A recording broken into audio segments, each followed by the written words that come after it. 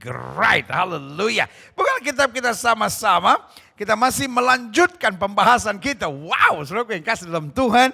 Pokoknya sepanjang pandemi ini sampai akhir tahun, saya harus menyelesaikan pembahasan tentang 33 hal dahsyat tentang salib. Orang lagi sibuk dengan corona, orang lagi sibuk dengan vaksin, orang lagi sibuk dengan pilkada serentak.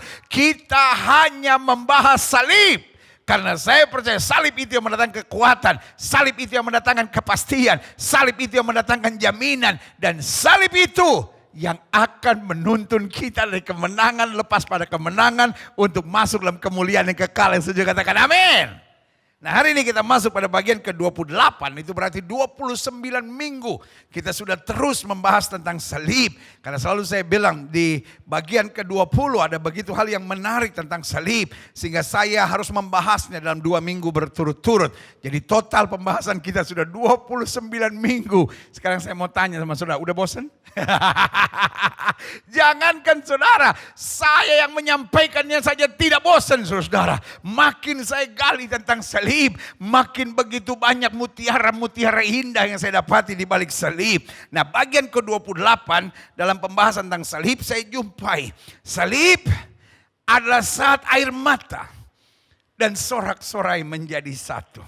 Saya ulangi sekali lagi, salib adalah saat di mana sorak-sorai dan air mata bersatu. Secara harfiah, saya ulangi, secara harfiah, memandang salib ada yang menangis. Siapa yang menangis? Ibu Yesus menangis. Murid-murid Kristus menangis. Orang-orang yang mengasihi Kristus menangis. Dan juga secara harfiah, ada yang tertawa. Siapa yang tertawa? Prajurit-prajurit Romawi. Wah, akhirnya kita menyalibkan dia. Siapa lagi yang tertawa? Orang-orang Farisi. Siapa lagi yang tertawa? Ahli-ahli Taurat. Yang selama ini ditegur oleh Kristus. Hai kamu orang munafik. Mereka merasa, wah sekarang kita bisa menyalibkan Kristus. Secara harfiah memang kita jumpai pada saat itu. Ada air mata. Tapi juga ada sorak-sorai. Tetapi dalam pemahamannya kita juga jumpai. Salib mendatangkan sorak-sorai. Buat siapa? Buat kita yang sudah ditebus. Buat kita yang percaya, buat kita yang beriman. Karena kita tahu salib menyelesaikan segala sesuatu buat kita. Tetapi ada air mata. Kenapa? Karena Alkitab berkata pemberitaan tentang salib adalah kebodohan. Makanya ada yang mengejek, ada yang membuli, ada yang berkata, wah Allahnya orang Kristen mati di pantek. Allahnya orang Kristen mati di pantek katanya. Tetapi bagaimanapun salib dihujat, bagaimanapun salib dihina, bagaimanapun salib direndahkan, kita bangga karena di salib itu kemenangan dan kepastian kita dapat terjadi dan terlaksana. Yang setuju katakan amin. Karena itu di bagian ke-28 ini saya akan membahas salib pada saat air mata dan sorak-sorai menjadi satu. Memiliki makna dan arti juga. Pada saat saya memikul salib, bisa jadi awalnya adalah air mata karena saya merasa berat tantangan yang harus saya lewati. Tetapi pada saat saya memikul salib dengan mengerti makna dan arti pengorbanan Kristus, maka sementara saya memikul salib, air mata boleh mengalir, tapi sorak-sorai sukacita karena kepastian akan jaminan pertolongan Tuhan itu nyata.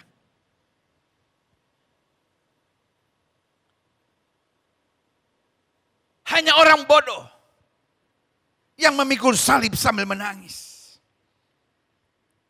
Hanya orang yang tidak mengerti kasih dan kuasa Tuhan yang hanya akan memikul salib dengan menangis sambil berkata, berat ya hidup Kristen, salib harus kita pikul. Betul kita memikul salib. Tapi bukankah kita tahu apa yang Alkitab katakan, penderitaan ringan sekarang ini tidak artinya dibanding kemuliaan yang akan kita terima. Sehingga kalaupun air mata kita tumpah akibat kita harus pikul salib yang berat, roh dan jiwa kita tetap bersorak-sorai karena kita tahu ada upah buat setiap mereka yang setia. Yang saja katakan amin. Makanya Alkitab berkata jeripayahmu dalam Tuhan tidak sia-sia. Buka Alkitab kita sama-sama. Lukas 23 ayat 39 sampai 43 dikatakan demikian. Seorang dari penjahat yang digantung itu menghujat dia. Katanya, bukankah engkau ada Kristus, selamatkan dirimu dan kami. Ada air mata kekecewaan. Ada air mata kepahitan. Ada air mata emosi. Ada air mata kebencian.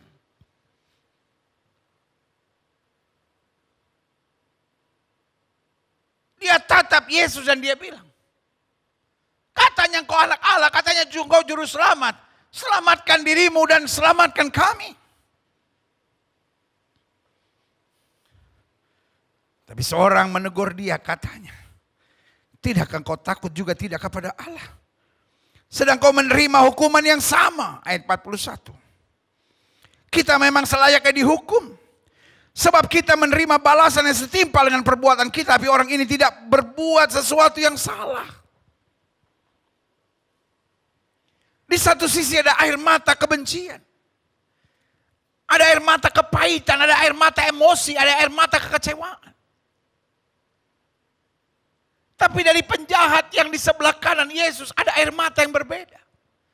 Air mata pertobatan, air mata kesadaran.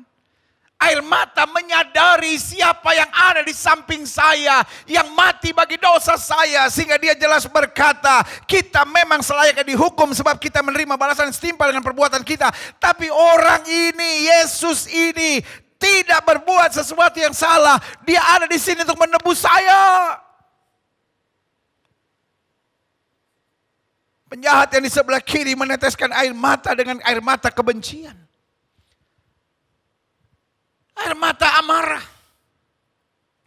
Air mata luka. Air mata kepahitan. Tapi penjahat di sebelah kanannya, air mata kesadaran. Air mata pertobatan. Karena itu selanjutnya di ayat yang ke-40 dikatakan, lalu ia berkata, Yesus, ingatlah akan aku apabila engkau datang sebagai raja. Coba lihat ayat yang ke-43. Kata Yesus kepadanya, aku berkata kepadamu sesungguhnya hari ini juga engkau akan ada bersama-sama dengan aku dalam Firdaus. Yang setuju katakan amin. Ternyata masuk surga, masuk rumah Bapa yang digandeng oleh Yesus, bukanlah nabi, bukanlah rasul, bukanlah para gembala sidang, bukanlah hamba-hamba Tuhan dan penginjil yang hebat-hebat. Berita baik buat setiap saudara kaum LGBT. Berita baik buat setiap saudara yang tadinya seorang pelacur. Berita baik buat setiap saudara yang tadinya hidupnya ngaco.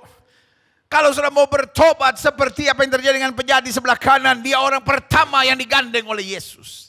Yesus nggak tanya kau sudah bayar perpuluhan atau belum. Yesus nggak tanya kau sudah berbahasa roh atau belum. Yesus nggak tanya kau sudah dibaptis, dipercikah, diselamkah, apakah. Tetapi ketika dia menangis dalam pertobatan, di situ yang saya katakan salib adalah perjumpaan antara air mata dengan sorak-sorai kemenangan. Yang setuju katakan amin. Sehingga dia yang menangis dengan betul. Dia yang menangis dengan kesadaran. Dia yang menangis dengan hancur hati. Dia yang menangis dengan pengertian yang dalam. Who Jesus is. Siapa Yesus itu? Pertanyaan saya. Apa yang timbul dalam hatinya? Ketika Yesus berkata, hari ini juga engkau bersama dengan aku dalam Firdaus. Kalau pakai bahasa sehari-hari kita bilang gini, yang benar. Yang benar. Yang kau bercanda ini. Iya kan? Berarti ada river of joy. Ada sungai sukacita yang mengalir di dalam rohnya. Sorak-sorai. Berarti salib. Ada saat di mana air mata dan sorak-sorai menjadi satu. Klik. Saya pelajari pada dasarnya setiap orang wajar menangis. Ada saying misalnya, laki-laki tidak boleh menangis. Wah, yalah. Menangis itu hanya milik perempuan. Setiap bayi lahir pasti menangis. Jangan ada yang bilang saya tidak pernah menangis seumur hidup. Dipukul di pantat sama dokter, saudara. Iya toh. Bayi kalau tidak menangis waktu lahir dipukul di pantat sama dokter. Iya kan? Supaya dia menangis. Jadi kalau ada orang bilang, seumur hidup saya tidak pernah menangis, kau pembohong. Satu yang harus kau ingat, menangis bukan kejahatan. Dua, harus kau ingat, menangis bukan tanda kau bodoh. Tiga, menangis bukan tanda kau lemah. Empat, menangis bukan tanda engkau tidak mampu berbuat apa-apa. Menangis hanya tanda engkau manusia biasa. Engkau ada keterbatasan, engkau ada kelemahan. Gak usah jadi orang yang tengil, sombong, sok jago, sok tahu. Biasa saja. Karena pada dasarnya setiap orang wajar menangis. Klik. Saya pelajari. Hanya yang membedakan orang adalah pelajaran yang dia ambil ketika menangis. Menangisnya wajar. Pertanyaan saya, apakah Yesus menangis? Yes. Apakah dia menangis ketika diludahi? Apakah dia menangis ketika Pontius Pilatus mencuci tangannya? Waktu mendengar semua orang berkata, salibkan dia, salibkan dia, salibkan dia. Apakah dia menangis ketika dicambuk? No. Dia tidak menangis ketika diludahi. Dia tidak menangis ketika dicambuk. Dia tidak menangis ketika dikhianati. Tapi kapan dia menangis? Dia menangis ketika dia melihat Yerusalem. Yerusalem, Yerusalem, kau yang telah membunuh nabi dan melemparnya dengan batu. Harinya akan tiba. Tidak ada batu yang terletak di atas batu yang lain. Hanya persoalan karena engkau tidak mengetahui saat Allah melawat engkau. Yesus menangis. Yesus menangis. Sampai hari ini ada chapel yang dibangun di Bukit Zaitun untuk mengingat tempat di mana Yesus menatap Yerusalem dan menangisi kota Yerusalem. Kapan Yesus menangis? Yohanes 11 ayat 35 berkata, Yesus berdiri di kubur Lazarus, maka menangislah Yesus. Dia menangis bukan karena he doesn't know what to do. Dia menangis bukan karena dia tidak tahu apa yang harus dia kerjakan. Dia menangis bukan karena dia kecewa dan putus asa. Tapi dia menangis karena ketidakpercayaan mereka. Yesus selalu bersama-sama dengan Maria dan Marta dan Lazarus. Tapi ketika Yesus berkata, akulah kebangkitan dan hidup. Marta bilang, ya. Maria berkata, ya kami percaya. Dia akan dibangkitkan nanti. Ketidakpercayaan itu yang mengakibatkan air mata tumpah. Berarti bukan soal harus menangis atau tidak harus menangis. Bukan soal bisa menangis atau tidak bisa menangis. Jangan bilang orang beriman tidak boleh menangis. Karena Alkitab berkata air mata orang benar ditampung dalam kirbatnya Tuhan. Apakah itu berarti kalau kita berdoa harus menangis? Sehingga saya pelajari ada banyak orang air mata aja gak tumpah tapi nangis. Itu namanya dipaksain, saudara. Wajar aja. Apapun yang dipaksakan, baik dalam pelayanan, baik dalam ibadah, saya percaya itu sesuatu yang tidak beres, saudara. Karena saya percaya Tuhan minta respons dari kita yang sungguh-sungguh. Saya tidak mengajar kalau berdoa harus menangis. Tapi saya juga tidak akan mengajar kalau berdoa tidak boleh menangis. Tapi yang saya pelajari, yang membedakan orang, bukan apakah dia menangis atau tidak menangis, tapi apa pelajaran yang diambil pada saat dia menangis. Yang pertama saya pelajari, ada yang membenci dan penuh kepahitan ketika dia menangis. Dia benci suaminya, dia benci istrinya, dia benci mertuanya. Sampai dia menangis, kurang ajar itu. Tuhan ajar dia. Kenapa? Kalau dia menangis responnya penuh benci, penuh kepahitan. Namun ada yang berjuang untuk mengampuni dan melihat rencana Allah baginya. Pertanyaan saya ketika Yusuf dibuang ke penjara. Apakah dia menangis? Memang tidak tercatat dalam Alkitab.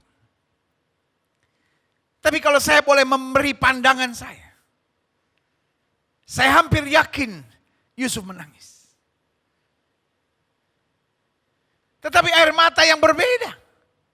Hello, Pak, Ibu, pelayan-pelayan Tuhan. Kadang-kala kau dikhianati orang. Kadang-kala kau disakiti orang. Kadang-kala kau dilukai orang. Kadang-kala kau dicurangi orang. Dan kadang-kala sampai gak tahannya waktu kita doa air mata mengalir. Tapi jangan sampai air mata itu mengalir dengan kepahitan dan kebencian. Tapi biarlah kalau air mata itu mengalir karena kita sadar Tuhan saya lebih besar dari segala-galanya. Manusia boleh mereka-rekakan yang jahat. Allahku mereka-rekakannya untuk kebaikan yang setuju. Katakan amin. Yeah. Sama-sama menangis. Tetapi berbeda. Yang satu menangis karena kepahitan dan kebencian dan kedendaman dalam hatinya. Karena itu air matanya tumpah. Tapi yang satu dia menangis. Karena melepaskan pengampunan. Karena dia sadar. Akan rencana Allah yang dahsyat dan luar biasa dalam hidupnya yang setuju katakan amin. Saya menyebut diri kita sebagai anak-anak Tuhan.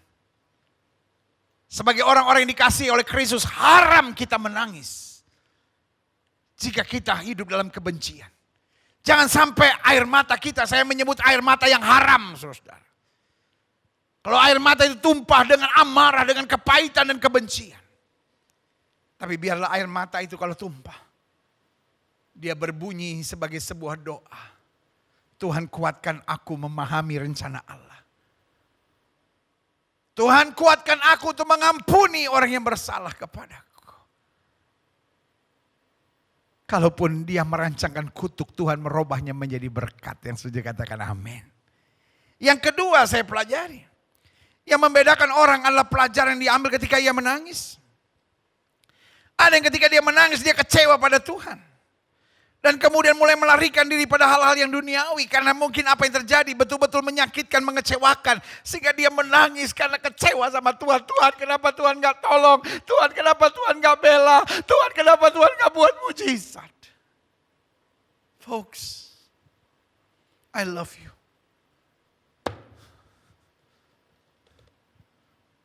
I know. Ada saudara-saudara yang mungkin sedang mengikuti ibadah hari ini. Di rumah saudara masing-masing dan saudara sedang menangis kecewa karena berkata, saya berdoa untuk suami saya tapi Tuhan ambil suami saya. Saya berdoa untuk mama saya berdoa untuk papa saya tapi Tuhan izinkan dia meninggal. Sebagian saudara berkata, pendeta, Tuhan gak ada. Buktinya saya di PHK, Tuhan gak ada. Buktinya doa saya gak dijawab. I love you. Saya mengasihi saudara. Saya tahu pahitnya hati saudara. Saya tahu amarah yang timbul, kekecewaan yang ada dalam hatimu. Tapi saya cuma bilang itu permainan setan. Setan mau engkau kecewa sama Tuhan supaya engkau jauh dari Tuhan. Karena setan tahu persis kalau engkau tetap bertahan dalam segala perkara, orang yang bertahan sampai kesudahannya itu yang akan beroleh selamatnya. Saya hanya mau ingatkan buat siap saudara. I love you. Dan saya hanya mau nyatakan buat saudara, Jesus loves you more. Yesus sangat mencintai saudara, betul. Mungkin untuk sementara apa yang kau harapkan tidak terjadi. Tetapi apa yang Tuhan rencanakan yang jauh lebih dahsyat akan terjadi. Just wait. Belajar sabar. Belajar berserah. Belajar menantikan pertolongan Tuhan. Karena itu saya pelajari. Yang membedakan orang adalah pelajaran yang diambil ketika ia menangis. Ada yang kecewa pada Tuhan dan mulai melarikan diri pada hal duniawi. Namun ada yang makin menyadari kedahsyatan Tuhan dan keterbatasan dirinya. Apakah Ayub menangis? Ketika semua diambil daripadanya. Meskipun gak tercatat dalam Alkitab. Tapi saya hampir yakin. Ayub menangis. Dan sambil menangis dia berkata. Tuhan yang memberi. Tuhan yang mengambil. Terpujilah nama Tuhan. Haram air mata kita tumpah. Kalau dia menjadi kepahitan dan kekecewaan kita terhadap Tuhan. Tapi biarlah kalau air mata kita tumpah. Karena kita berkata, Tuhan apapun yang terjadi. I still and I always will love you. Apapun yang terjadi, aku akan cinta Tuhan. Apapun yang terjadi, I make my commitment. In little or much. You are my God. You are my Father. And you are my everything. I know. Hidup gak selamanya bisa persis seperti yang kita harapkan. Ada kalanya kita bersorak tertawa bahagia. Tapi ada saatnya air mata kita mengalir dan tumpah. Kita menangis bukan karena cengeng. Kita menangis bukan karena pengen menangis. Kita menangis karena gak kuat menahan air mata itu. Kita sebetulnya udah bilang jangan turun, jangan turun, jangan turun. Tapi dia turun dengan sendirinya. Ada orang-orang yang kadang kala hanya lipat tangan. Tutup mata. Belum ngomong apa-apa air matanya sudah tumpah. Ada orang-orang yang ketika dia menyanyi. Aku percaya. Ada mujizat. Aku percaya Tuhanku dahsyat. Air matanya ngalir. Ada orang-orang yang menyanyi. Ya Tuhan tiap jam ku memerlukanmu. Air matanya jatuh. Apakah itu air mata kepahitan, kekecewaan? No. Tapi air mata untuk berkata, Tuhan whatever the price might be, I will follow you. Aku tetap akan mengikut Tuhan. Yang ketiga. Yang membedakan orang adalah pelajaran yang diambil ketika ia menangis. Ada yang ketika dia menangis jadi nekat. Jadi mengambil keputusan-keputusan yang sembarangan. Karena suami saya menyakitkan saya udah gak tahan pada tahu. Udah cerai aja kita. I know cerai itu gak boleh. Tapi saya sakit. Saya luka dengan apa yang dibuat oleh suami saya. Dia menangis dan ambil keputusan nekat. Ada orang-orang tertentu. Kalau dia sampai menangis. Dia anggap wajar dia ambil keputusan apapun. Saya gak bisa lagi pelayanan pendeta. Orang pelayanan semua munafik semuanya. Saya diomongin, saya gak bisa terima. Dia menangis. Dan karena dia menangis, dia dilukai, dia disakiti, dia merasa apapun langkah yang dia ambil itu pasti benar. Kawan. I am your pastor. Saya gembala saudara. Dan I have to tell you. Tidak selamanya. Karena kau menangis otomatis keputusan yang kau ambil itu benar. Kau terlalu kekanak-kanakan. Anak-anak kalau dia menangis dia guling-guling. Anak-anak kalau dia menangis dia tendang-tendang barang-barang permainannya. Karena dia merasa kalau saya udah sampai nangis berarti saya udah benar semuanya. No. Sebaliknya saya pelajari. Ada orang yang menangis. Namun semakin merendahkan diri. Dan semakin bersandar pada tuntunan Roh Kudus.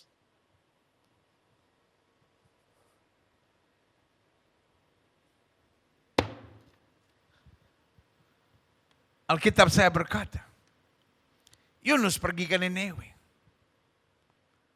Dia beritakan hukuman Tuhan tentang Nineve. Rajanya, rakyatnya, semua menangis. Dia menangis bukan kecewa, dia menangis bukan marah, dia bukan menangis karena protes dan berkata kenapa Tuhan sejahat itu. Tapi dia menangis merendahkan diri, menyadari bahwa mereka butuh tuntunan roh Allah dan apa yang terjadi. Tuhan memulihkan negeri mereka. Sama-sama menghadapi hal yang menyakitkan. Tetapi reaksinya, sikapnya ketika menangis sangat berbeda. Yang satu menangis dan nekat, mengambil keputusan-keputusan sembarangan. Yang lain menangis dan merendahkan diri, Tuhan ampuni kami. Folks, I love you. Izinkan saya hari ini dari dasar hati saya yang terdalam mengingatkan. Mungkin kau sedang menangis. Tapi kadangkala Tuhan mengizinkan hal-hal yang menyakitkan terjadi dalam hidup kita. Untuk membawa kita kembali. Ingatkah perumpamaan Yesus tentang anak bungsu? Sorak-sorainya adalah sorak-sorai dalam keduniawian. Sorak-sorainya adalah sorak-sorai pesta pora dalam dosa. Tuhan mengizinkan hal-hal yang memancing air matanya jatuh. Tapi air mata yang jatuh tidak membuat dia menjadi nekat. Air mata yang jatuh membuat dia balik. Saudara-saudara yang hari ini sedang menangis. Mungkin engkau sedang mengambil jalan yang keliru. Mungkin kau sudah jauh dari Tuhan. Mungkin kau sudah lari dari panggilan Tuhan. Back to His arm. Kembali ke tangan pelukan kasih-Nya. Engkau akan melihat anugerah dan kuasa yang sempurna. Selanjutnya. Apa yang membedakan orang? Sikap dan reaksinya pada saat dia menangis. Ada yang jadi berontak. Dan senang menyalahkan orang lain dan senang menyalahkan keadaan. Ada orang-orang yang ketika dia menangis, dia salahkan istrinya. Ini gara-gara istri saya, ini gara-gara suami saya, ini gara-gara mertua saya, ini gara-gara ipar saya. Ada yang menyalahkan keadaan. Ini situasi politik nih, ini karena kondisinya, ini karena pandemi. Saudara yang kasih dalam Tuhan. Kita lupa Roma 8 ayat 28 bahwa Allah turut bekerja dalam segala perkara untuk mendatangkan kebaikan. Tapi sebaliknya, ada yang semakin belajar, berkaca diri, untuk jadi pribadi yang makin berkenan kepada Tuhan.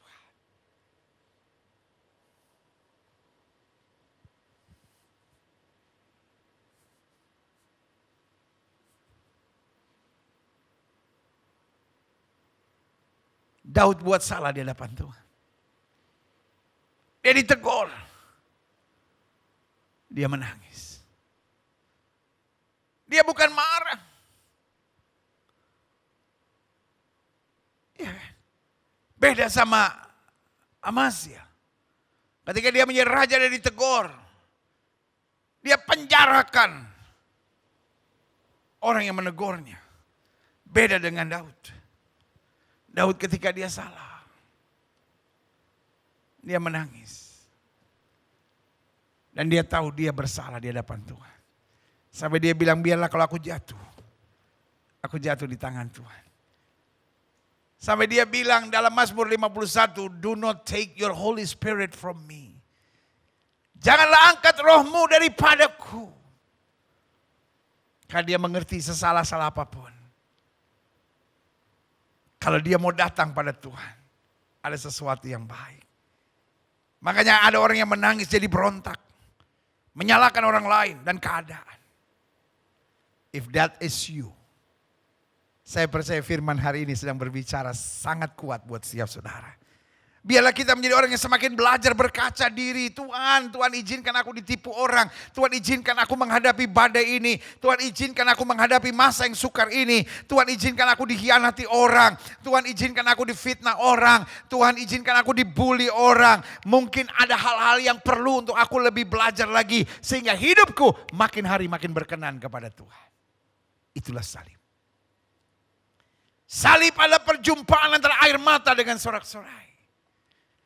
Sehingga waktu kita menangis, kita tidak perlu kecewa, tidak perlu berontak, tidak perlu dendam, tidak perlu marah, tidak perlu memaki siapapun. Tapi waktu kita menangis, kita pandang salib. Dan salib menyadarkan kita dan menggantikan air mata kita menjadi sorak-sorai kemenangan. Yang setuju katakan amin. Selanjutnya, saya pelajari salib menyadarkan kita bahwa orang yang bersikap benar pada saat menangis akan bersorak-sorai kemudian dengan sukacita. Amin. You got my message, right? Salib menyadarkan saya bahwa kalau saya bersikap benar pada saat saya menangis, saya justru mengambil pelajaran-pelajaran positif pada saat saya harus menangis. Maka kemudian saya akan bersorak-sorai dengan sukacita. Klik. Karena Mazmur 126 ayat 5-6 bilang begini, orang yang menabur dengan mencucurkan air mata akan menuai dengan sorak-sorai. Artinya meskipun kita menangis, tetap menabur. Jangan menangis lalu maraju. Ya kan? Jangan menangis lalu ngambek. Jangan menangis lalu minta cerai. Jangan menangis lalu masa bodoh sama firman Tuhan. Jangan. Orang yang menabur dengan mencucurkan air mata. Artinya meskipun menangis, tetap jalankan tugas tanggung jawab kita. Tetap jalankan apa yang Tuhan sudah perintahkan buat kita. Selanjutnya yang ke-6. Orang yang berjalan maju dengan menangis sambil menabur benih dijelaskan lebih jelas lagi. Walaupun nangis, tetap maju. Walaupun menangis, tetap jalankan tugas tanggung jawab. Oh luar biasa. Sama-sama bilang saya harus tetap maju. Ya.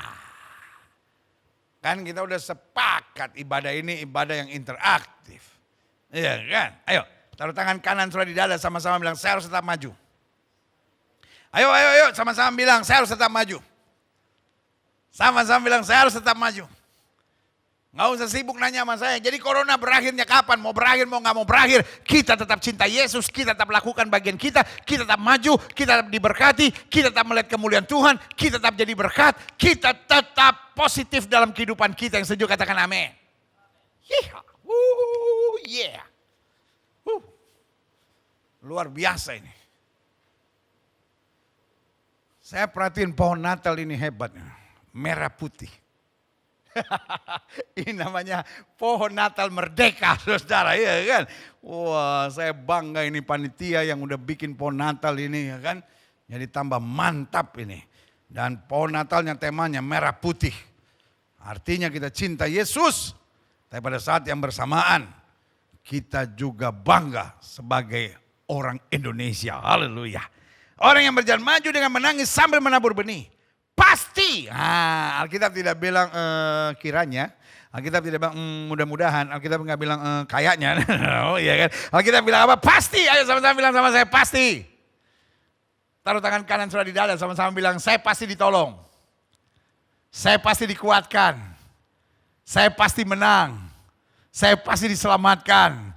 Saya pasti lihat mujizat. Saya pasti akan dipakai Tuhan. Yang setuju katakan amin. Orang yang berjalan maju dengan menangis sambil menabur benih. Pasti pulang dengan sorak-sorai sambil membawa berkas-berkas. Salib menyadarkan kita. Kalau saya bersikap benar pada saat saya harus menangis. Maka ujung-ujungnya saya akan pasti bersorak-sorai. Klik. Adapun dasarnya bersorak-sorai. Atau dasar bersorak-sorainya satu.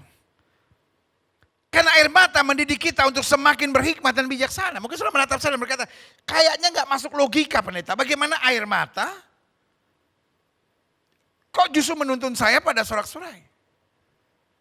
Karena dasar sorak-sorainya air mata telah mendidik kita untuk semakin berhikmat dan bijaksana. Kadang-kala makin kita diberkati, bos, kita makin lupa diri. Makin kita diberkati, kita makin merasa benar sendiri. Oh dia gak benar, dia gak benar. Lihat dong hidup saya diberkati. Yelah. Diberkati bukan pertanda bahwa engkau pasti benar. Dasar kebenaran bukan berkat. Dasar kebenaran adalah firman Tuhan. Jangan hanya karena sudah mendapat mujizat, jangan hanya karena sudah diberkati, lalu otomatis sudah berkata, saya pasti benar. Nope. Dan itu juga bukan berarti orang yang menghadapi badai dia pasti nggak benar, itu pasti hukuman Tuhan. Ada badai yang merupakan pukulan dan hukuman Tuhan. Tapi ada juga badai yang merupakan serangan setan. Ada juga badai yang merupakan ujian yang Tuhan izinkan untuk membuat kita tambah hari tambah dahsyat dan lebih kuat lagi dalam Tuhan. Amin. Tetapi yang pasti, orang yang menyadari makna salib, orang yang menyadari pengorbanan Kristus, orang yang menyadari makna dan kuasa kemuliaan di balik salib. Ada orang-orang yang waktu dia menangis, dia belajar bagaimana saya tidak makin mengandalkan logika. Bagaimana saya tidak mengandalkan kekuatan saya sendiri. Tapi air mata mengajar saya. Kalau saya mengandalkan manusia, saya mengandalkan otak saya mengandalkan logika, saya mengandalkan kemampuan saya jatuh. Tapi kalau saya mengandalkan hikmat dan kebijaksanaan dari Tuhan, yang didapat dari tuntunan Roh Kudus, yang didapat dari kesetiaan saya menggali firman, yang didapat dari kesungguhan saya untuk hidup semakin mendekat kepada Tuhan, maka itu yang membawa kita pada kebijaksanaan. Kalau hari-hari ini engkau sedang menangis, jangan emosi. Kalau hari-hari ini engkau menangis karena keadaan yang terjadi, minta hikmat dan kebijaksanaan Tuhan, sehingga engkau bertindak dengan betul.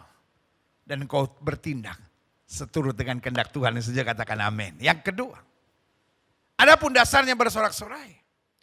Karena air mata dapat mengarahkan kita untuk semakin dewasa dan mengandalkan Tuhan. Kadangkala waktu kita berhasil, waktu kita sukses, kita pikir semua karena kemampuan kita, semua karena kebiasaan kita, semua karena strategi hebat kita, semua karena pengalaman luar biasa yang sudah terjadi dalam hidup kita. Keliru. Petrus lahir di Danau Galilea. Danau Galilea tempat mainnya waktu kecil. Jangankan ikan, lumut di Danau Galilea aja kenal Petrus. Jadi kalau Petrus main ke Danau Galilea, lumut-lumut bilang, "Bapak selamat pagi." Dia tahu angin di Danau Galilea, dia tahu jenis ikan yang di Danau Galilea, dia ngerti semuanya. Tapi satu kali dia tangkap ikan gak dapat apa-apa. Lalu kemudian pendek ceritanya dia berjumpa dengan Yesus. Yesus pinjam perahunya dan kemudian Yesus suruh tolakkan ke tempat yang dalam. Dan Petrus gak nanya tempat yang dalam di mana. He knows everything about the lake. Dia tahu segala-galanya tentang danau itu. Yesus cukup bilang, tolakkan perahumu ke tempat yang dalam. Bahkan mungkin Yesus pun gak ngerti di mana tempat yang dalam. Dan ketika Petrus sudah sampai di tempat yang dalam, Yesus bilang, tebarkan jalamu di sebelah kanan perahu. Petrus langsung bilang, Guru sepanjang malam aku tangkap ikan dan gak dapat apa-apa. Tapi karena engkau menyuruhnya. Air mata yang membuat ia menangis karena sepanjang malam tangkap ikan gak dapat apa-apa, mengajar kepada dia. Untuk dia lebih dewasa. Dan lebih mengandalkan Tuhan. Sampai dia bilang, Guru, sepanjang malam aku tangkap ikan. Dengan lain kata, jangan ke sebelah kanan, kiri, kanan, depan, belakang, atas, bawah, muter semuanya juga udah, Guru. Tapi karena engkau menyuruhnya, inilah seorang yang dewasa. Bukan karena perhitungan, bukan karena keinginan, bukan karena kemauan, tetapi karena Tuhan yang menyuruhnya. Bisa gak hari ini kita berkata, Tuhan hati saya sakit. Tapi karena Tuhan menyuruhnya saya mengampuni. Tuhan sebagai istri saya udah gak kuat bertahan, tapi karena Tuhan menyuruhnya dan Tuhan ingatkan Allah benci perceraian, saya tetap akan bertahan. Tuhan saya ada dorongan lesbian, Tuhan saya ada dorongan homoseks. Tapi karena Tuhan menyuruhnya, Allah benci dengan segala perzinahan. Allah benci dengan segala perbuatan cabul. Maka saya harus bertobat dan berubah. Saudaraku, kenapa air mata dalam konteks salib, dalam konteks memikul salib, dalam konteks memandang salib, justru akan diubah dengan sorak-sorai. Karena dasarnya adalah Air mata mengarahkan kita untuk semakin dewasa dan mengandalkan Tuhan. Yang ketiga, adapun dasar bersorak-sorainya adalah karena bagi orang yang memahami salib, air mata mengingatkannya tentang keterbatasan dirinya dan kemahakuasaan Tuhan. Jadi kalau kita mengerti salib, kita memandang salib, kita memegang salib, dan kita memikul salib, maka kita tahu kalau kita menangis, bukan karena Tuhan tidak mengasihi saya. Cukup salib itu buat saya untuk sadar bahwa Dia sangat mengasihi saya. Air mata bukan tanda Tuhan meninggalkan saya. Air mata bukan tanda bahwa Tuhan tidak mengasihi saya. Air mata bukan tanda bahwa mujizat tidak lagi terjadi. Alkitab saya berkata kalau darahnya saja ditumpahkan, masakan tangannya tidak akan terulur untuk menolong saya. Tapi air mata mengajar kepada saya, diri saya terbatas tapi tetap Tuhan yang maha kuasa. Air mata boleh mengalir, tapi iman tidak boleh goyah. Karena saya tahu saya menangis bukan karena Tuhan saya nggak sanggup. Tapi saya menangis karena Tuhan saya punya sesuatu yang mungkin berbeda dengan apa yang saya rencanakan. Tapi pasti yang terbaik Dia sediakan. Haleluya. Yang keempat, adapun dasar sorak-sorainya.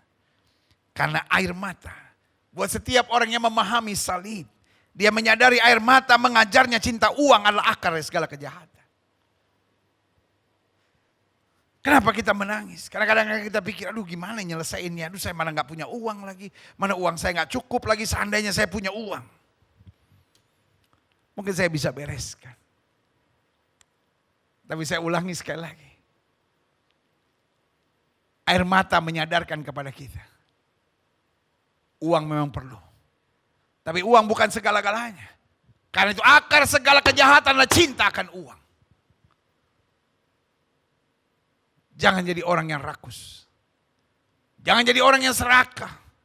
Jangan jadi orang yang berpikir uang bisa menyelesaikan segala-galanya. Ada masanya Tuhan pukul kita sampai kita sadar uang tidak bisa menyelesaikan segala-galanya. Tapi Tuhan, doa, kekudusan, kesucian, kebenaran itu akan menuntun kita pada terobosan-terobosan ilahi yang luar biasa.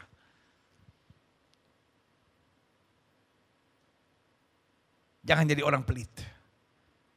Tapi juga jangan jadi orang serakah. Jangan jadi orang yang rakus, kata Alkitab, cukupkan dirimu dengan apa yang ada. Kapan saya tahu bahwa kita cinta uang? Ketika kita terus mengeluh dan bersungut tentang keberadaan kita dan keuangan kita. Ketika kita akhirnya minjem sana, minjem sini. Dan juga ketika kita nggak bisa lihat orang lebih kaya dari kita, nggak bisa lihat orang lebih berharta dari kita, lalu kemudian terus kita kritik, kenapa dia kaya? Hey, dia yang kaya, kenapa kau yang marah? Hatimu busuk. Tahukah saudara? Keberadaanmu hari ini adalah mimpi dari banyak orang. Saya ulangi sekali lagi. Keberadaanmu hari ini adalah mimpi dari banyak orang.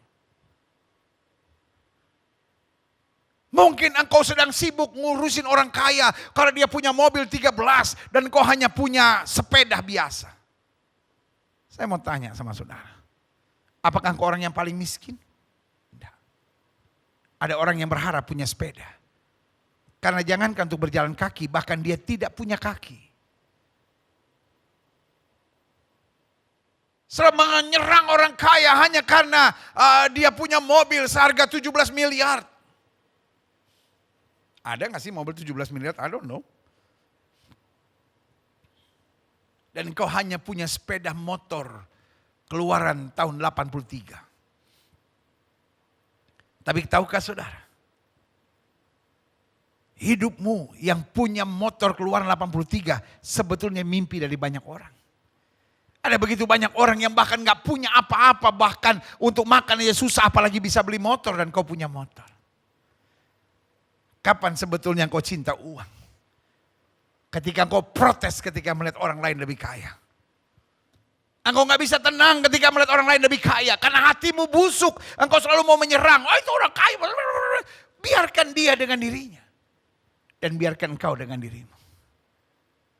Selalu saya bilang, tidak ada orang terlalu miskin sampai gak bisa menolong orang. Mari kita semua belajar jadi orang yang percaya Bahwa akar segala kejahatan adalah cinta uang. Karena itu kita mari jadi orang yang suka memberi. Kalau ada orang yang lebih susah dari kita, kita tolong. Ada orang yang bisa kita bantu, kita bantu. Kalaupun belum keuangan yang bisa kita bantu, mungkin dengan senyuman, mungkin dengan uluran tangan, mungkin dengan waktu yang kita bisa buat, sesuatu yang bisa kita buat, terlebih berkat memberi kata Alkitab daripada menerima.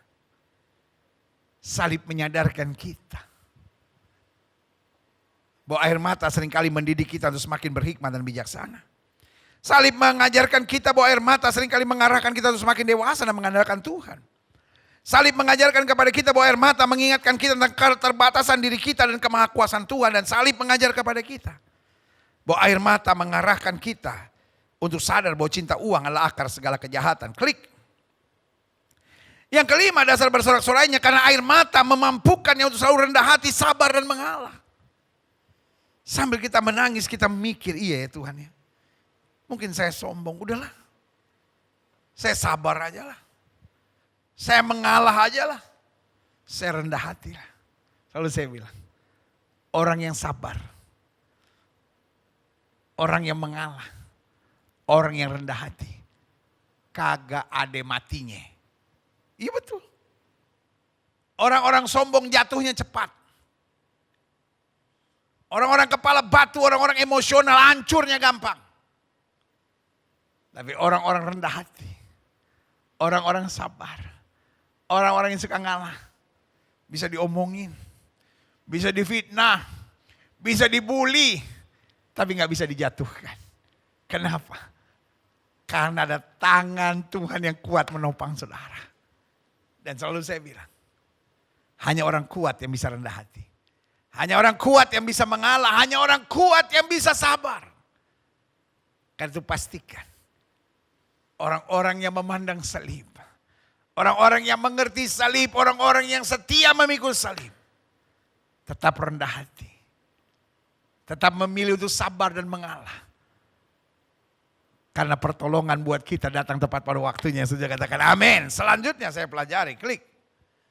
Sehingga pada akhirnya kita bisa melihat salib yang mempertemukan air mata dan sorak-sorai. Sehingga satu, air mata tidak menjadikan kita lemah. Sebaliknya sorak-sorai tidak menjadikan kita angkuh.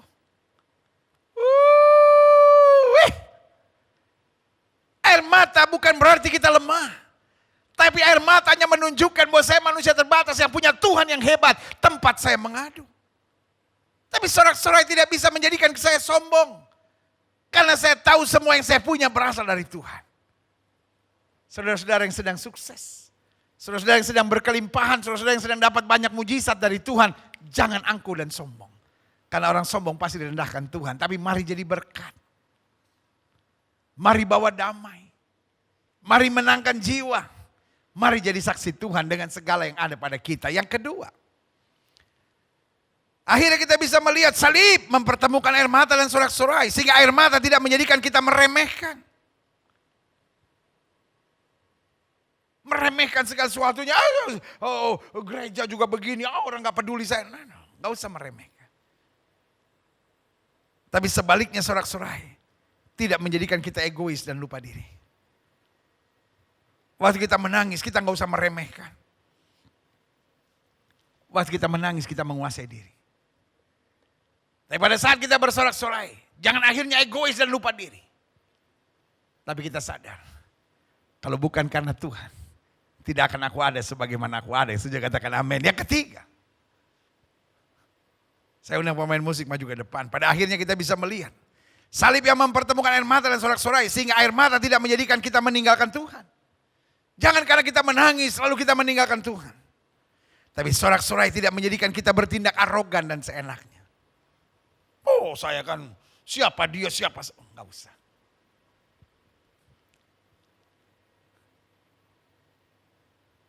Jangan sampai karena engkau merasa kaya. Engkau bisa maki pembantumu seenaknya. Engkau bisa maki pegawai-pegawaimu seenaknya. Saya menyebut engkau bukan anak Tuhan. Saya menyebut engkau orang-orang arogan kepala batu yang dipakai iblis untuk mendatangkan persoalan di mana-mana. Sebagai hamba Allah saya hanya mau ingatkan buat saudara. Waktu kita menangis, mendekatlah kepada Tuhan. Waktu kita bersorak-sorai, sadarlah. hidup saya harus jadi berkat. Hidup saya harus memancarkan kemuliaan Tuhan. Dan lewat hidup saya, nama Tuhan harus dipermuliakan. Yang terakhir saya pelajari. Akhirnya kita bisa melihat, salib mempertemukan air mata dan sorak-sorai. Sehingga air mata tidak menjadikan kita mengambil langkah-langkah bodoh. Jangan karena kita menangis lalu kita tinggalkan pelayanan. Jangan karena kita menangis kita bercerai. Jangan karena kita menangis akhirnya kita lari ke narkoba. Ya habis istri saya gak ngerti saya pendeta. Habis suami saya gak mengerti saya. Ya udah ada laki-laki lain mengerti saya. Ada perempuan lain. Akhirnya saya berselingkuh. Bodoh. Air mata tidak membenarkan keputusan-keputusan bodoh yang kita buat. Air mata harus membuat kita mengandalkan Tuhan untuk mengarahkan kita pada jalan yang Tuhan kehendaki. Tapi sebaliknya, sorak-sorai jangan membuat kita akhirnya kepala batu dan tidak mau menerima nasihat. Karena kita merasa saya udah diberkati kok. Daud seorang raja. Tapi ketika Nabi Nathan mengingatkan dia, engkau salah. Dia berbalik. Salib begitu dahsyat. Karena salib mempertemukan air mata dengan sorak-sorai. Sehingga air mata mendekatkan kita pada Tuhan. Dan orang yang menangis dengan hancur hati dengan sikap yang benar akan diangkat Tuhan, dibela Tuhan. Karena Alkitab bilang, orang yang menabur dengan air mata akan menuai dengan sorak-sorai. Yang setuju katakan amin.